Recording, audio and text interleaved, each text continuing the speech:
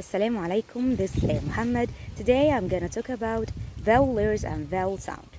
We have 5 vowels. احنا معانا 5 حروف بنسميهم الحروف المتحركة أو الحروف الشقية زي ما بعض الأطفال بتقول عليها. إيه هما؟ A E I O U. Again, A E I O and U.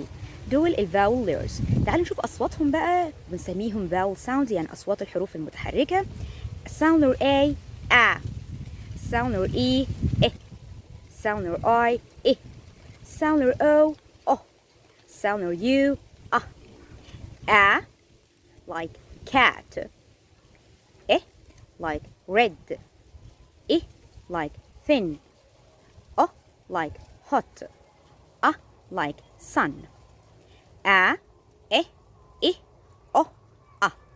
بس ناخد بالنا من حاجة صغيرة، إن اللير أو له 2 sounds، عنده صوتين مش صوت واحد. عندنا صوته في البريتش أكسنت أو أو، في الأمريكان أكسنت يبقى أو. في الأمريكان أكسنت، في البريتش أقصد، في البريتش بنطقه أو hot hot. طيب في الأمريكان أكسنت هنطقه فهقول hot hot.